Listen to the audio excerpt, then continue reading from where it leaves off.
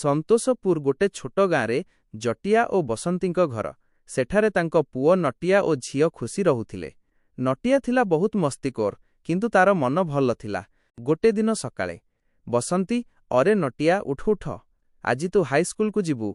ନଟିଆ ଆଖି ଘଷି କହିଲା। ନଟିଆ, ମା, ଆଉ ଥୋଡ଼ା ଶୋଇବି, ସ୍କୁଲ କାହିଁକି ଯିବି? ଜଟିଆ ରାଗରେ, ପଢ଼ିବୁ ନାହିଁ ତେବେ ବଡ଼ ହେଇ କ'ଣ କରିବୁ? ଚାଲ ତୟାର ହେ। ନଟିଆ ବିରକ୍ତ ହେଇ ତୟାର ହେଲା। ତାର ସାଙ୍ଗ ଗାଣ୍ଡୁ ମଧ୍ୟ ଆସିଗଲା। ଗାଣ୍ଡୁ, ଚାଲ ନଟିଆ, ଆଜି ନୂଆ ସ୍କୁଲ ଦେଖିବା। ଦୁହେଁ ମିଶି ହାଇସ୍କୁଲକୁ ଗଲେ। ସେଠାରେ ନଟିଆ ପ୍ରଥମେ ଦେଖିଲା ପୂଜାକୁ। ପୂଜା ହସି କହିଲା, ପୂଜା, ହେଲୋ, ତୁ ନୂଆ ଛୁଆ ତ? ନଟିଆ ଲଜ୍ଜାରେ କହିଲା। ନଟିଆ, ହଁ, ମୋ ନାଁ ନଟିଆ। ସେଦିନରୁ ନଟିଆ ସ୍କୁଲକୁ ଯିବାକୁ ଭଲ ପାଇଲା, କାରଣ ସେଠାରେ ପୂଜା ଥିଲା। ଘରକୁ ଫେରିଲା ପରେ ଖୁସି, ଭାଇ, ସ୍କୁଲ କେମିତି ଥିଲା? ନଟିଆ, ବହୁତ ଭଲ। ଆଉ ମୁଁ ଏବେ ରୋଜ ଯିବି। ଗାଁର ଲୋକମାନେ ମଧ୍ୟ ଆଶ୍ଚର୍ଯ୍ୟ ହେଲେ। ଗାଁ ଲୋକ, ଆରେ ଏହି ନଟିଆ ତ ବଦଳିଗଲା। ଧୀରେ ଧୀରେ ନଟିଆ ପଢ଼ାରେ ମନ ଦେଲା।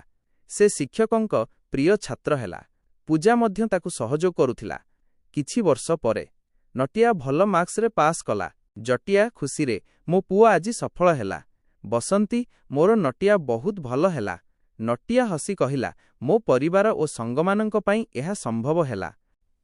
ଶିକ୍ଷା ପ୍ରଥମେ ମନ ନ ଲାଗିଲେ ମଧ୍ୟ ଚେଷ୍ଟା କଲେ ସଫଳତା ନିଶ୍ଚିତ ମିଳେ।